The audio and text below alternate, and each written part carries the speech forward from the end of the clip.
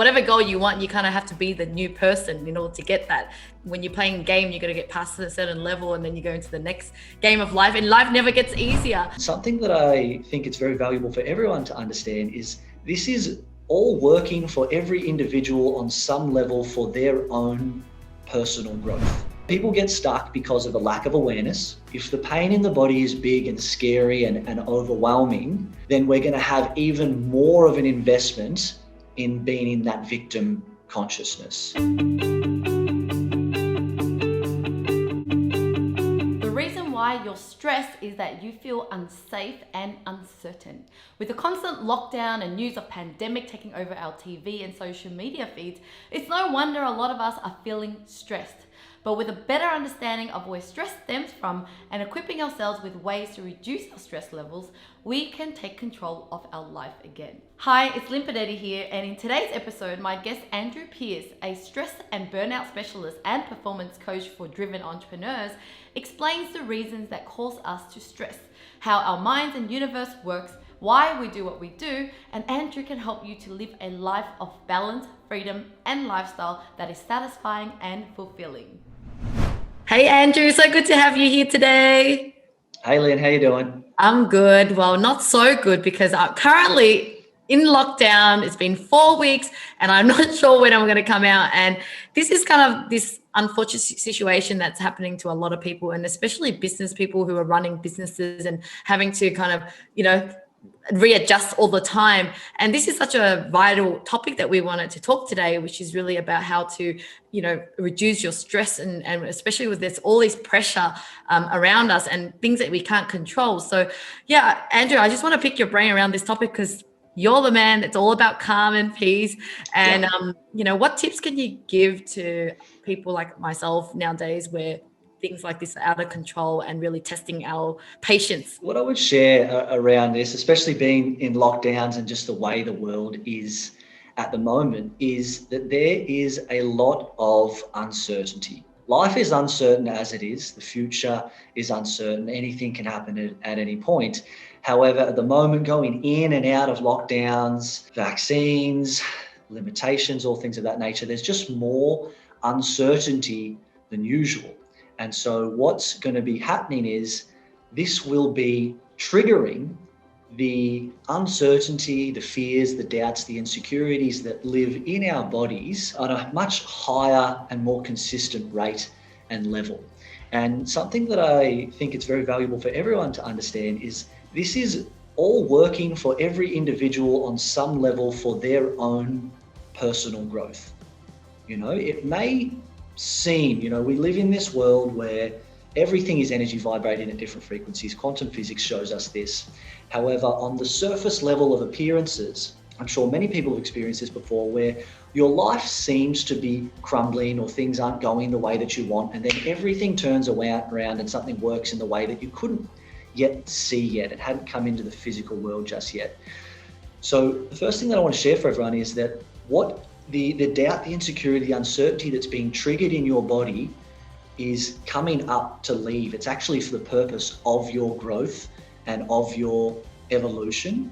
And being able to handle uncertainty is about developing certainty within yourself. And so the more that you heal those wounds within yourself and surrender to those feelings of uncertainty in the body, you're going to experience natural and automatic upgrades of feeling more certain within yourself. And that is the biggest thing that will lead to calm and peace during times of uncertainty, is your own emotional unshakability. So you're trying to say that this is actually a silver lining. There's something that we're kind of, even though we don't want to go through the challenges, but by going through it, it's actually going to help grow us. So we should kind of embrace it and see the benefit of it. Absolutely. Our external reality is a reflection of our internal state. And what life is, the process of life and creation, is if you set a desire for something that you want, which is bigger than where you're at and who you are now, our desires are naturally going to trigger our doubts and our fears. And if let's say you're doing $500,000 in your business and you want to do $1 million a year in your business, but you don't yet have the beliefs and the identities and the attitudes that are aligned to that physical reality, what life is going to help you do by at times shaking your world up is life is going to help you be, life goes, great, awesome. You want a million? Of course, that's possible for you. What we need to do to help you grow into the person who lives that reality is there's a couple of things that we need to get rid of. And so life, it could be a book that gives you the insight. It could be a breakup from a relationship. It could be someone in your business stealing your content. It could be anything that will then begin to trigger your doubts, your insecurities, your uncertainties around yourself and your abilities. And that's what's meant to be happening. It is the process of life and creation, and those things are coming up to leave. The problem is what happens, Lynn, is that when doubt and insecurity and fear comes up in the body, how does it feel? It feels uncomfortable. It feels like it's coming up to suck us back down. It feels like it's coming up to sabotage us. So what do? We fight against it to try and beat it. But whenever you fight against it, you're going to lose. It's very backwards and counterintuitive. But the way in which to win in this situation is to emotionally surrender the fight and allow what's coming up to leave, because then as a doubt within your body is surrendered and released, then you're automatically left with a higher level of self-certainty and self-confidence. So I'll certainly share some tips and techniques and whatnot, but I just think it's so important to have these perspectives as a foundation when going through the pandemic in the way that we are.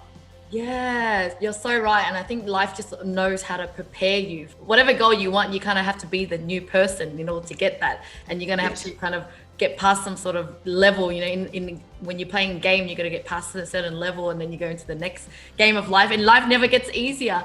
Why is it that certain people get more stressed than others? You know, like I know some people stresses really easily, you know, over little things. And I guess for me, I don't stress over as easily. Like, what do you think causes people to freak out and stress a lot? What stress gives us is a sense of feeling safe and in control because of the alertness it gives us. Think about a deer or an antelope on the savannah that senses danger. What happens is the fight and flight response triggers from a survival perspective because there's this sense of danger, heightened alertness, looking out, ready to go, ready to flee at any moment.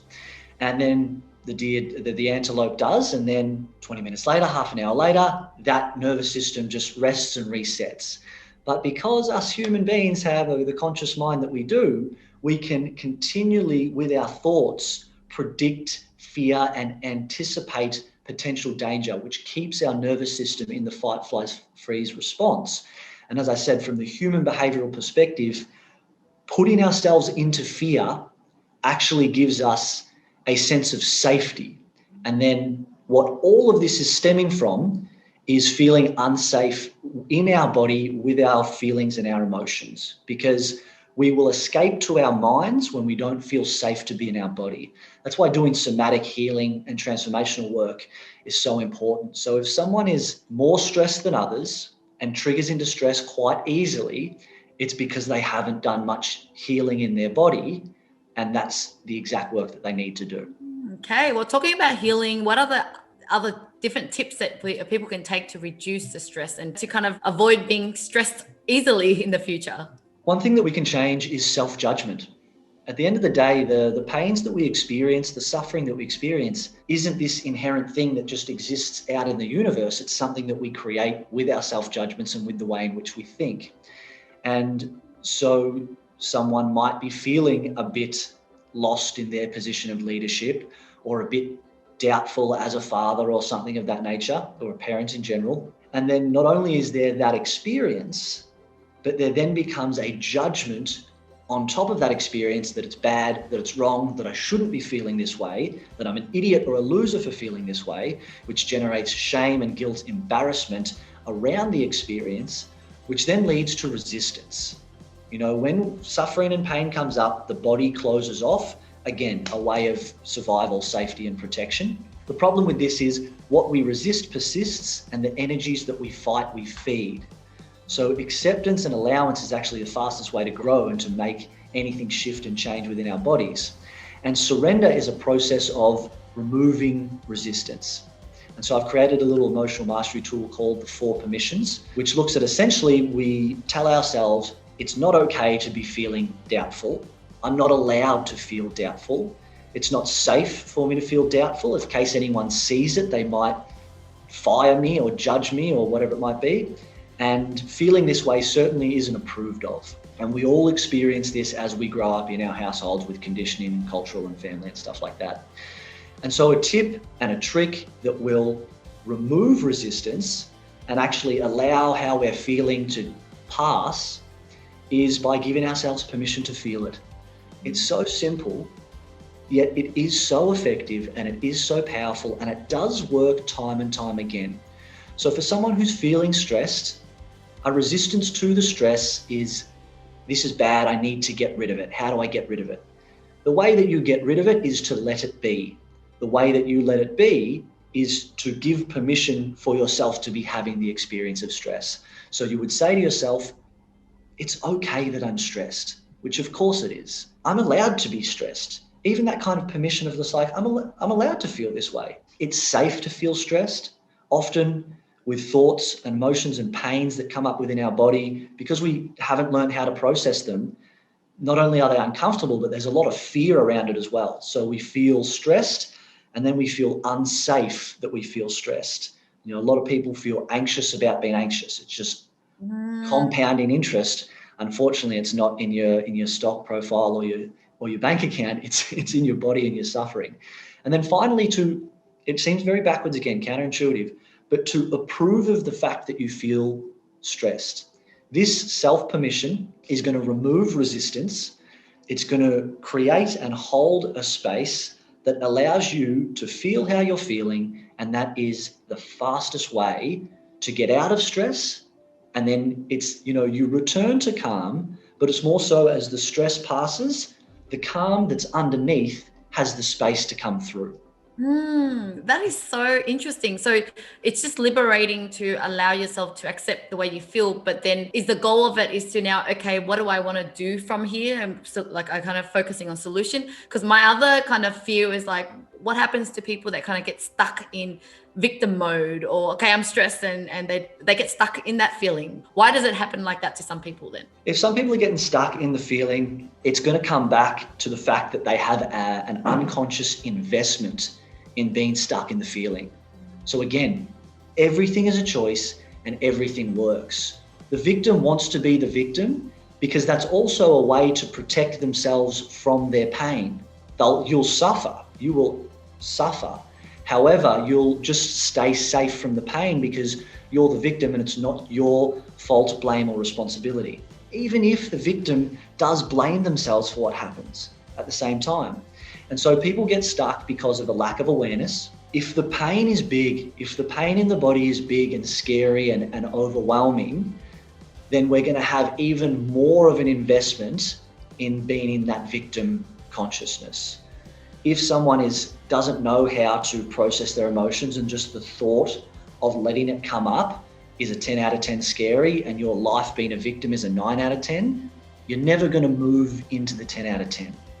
What will help with this and why people stay stuck in this position is a lack of awareness and understanding, and also a lack of willingness.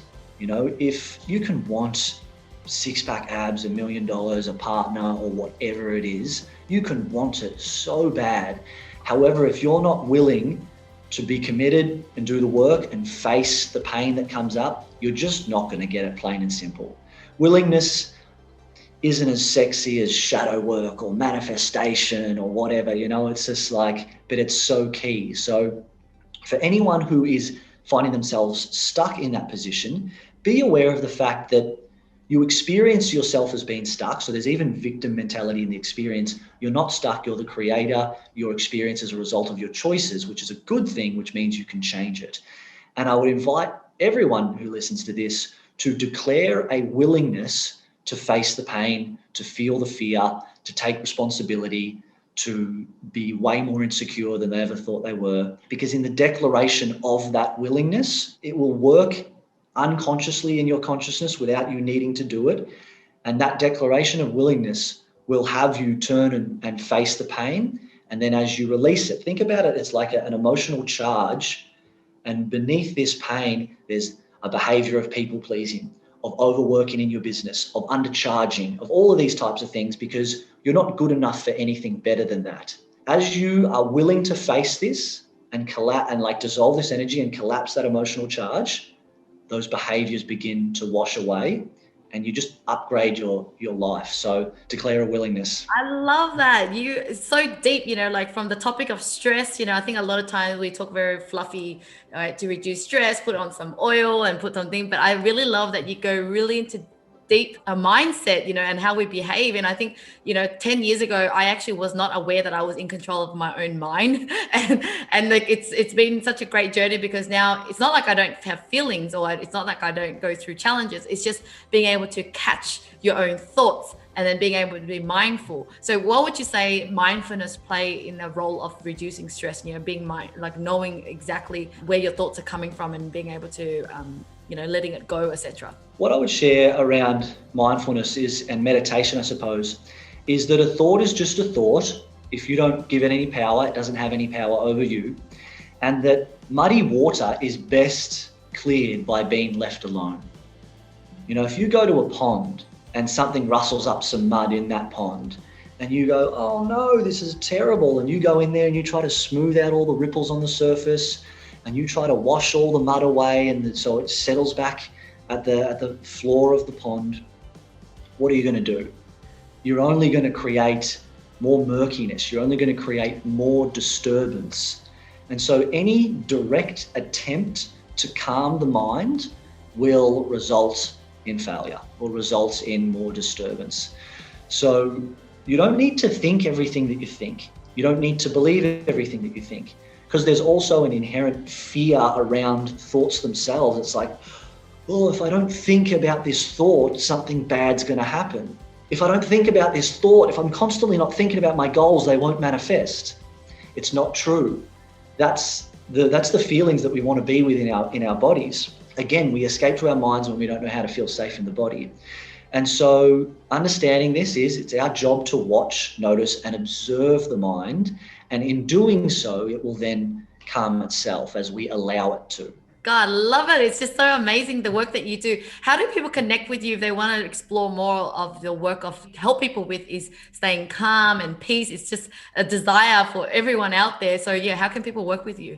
Jump on LinkedIn, find me on the socials, LinkedIn, Facebook, Instagram. I do free 5-day programs every now and then. There's some lead magnets you can get, and obviously just the social content that gets pumped out there. And I work with people either on a one-to-one level or in online group programs that I run. So, do you niche in certain challenges or type of clients that you work with? It's people who are wanting to make the transition. They might be in corporate, or they might be in a business that came from a survival place rather than what they want to do. And they want to make the transition from being in the stress, the struggle, the burnout and the grind. And they want to know, how do I actually transition into doing my purpose work or something that I love, doesn't compromise business growth or success, because it's a very different story. Like, you can be successful going down path A and you've reached level 10, which is kind of just forcing your way through something that's going to work but doesn't light you up. But then as you come over to column B, you might still be at level 3 insecurity, because all of a sudden it's something that you want to do. It's an expression of yourself. It's like, will people even like this versus something that's just going to work because I know it will? And so I help them to make that transition as those insecurities and doubts come up, where they can experience more flow, freedom, lifestyle, and fulfillment. Love it. Thank you so much. Well, you are enjoying your freedom right now. You're in Bali, right? Well, I'm in lockdown in Sydney, but thank you so much for your time today. You're welcome. It's been a pleasure. Thanks for having me on. Thank you. Bye. Well, thank you so much for watching, guys. I would love to hear in the comments below, what is the one thing that is causing you stress right now? And if you'd like to learn more tips on improving your life, check out this next video.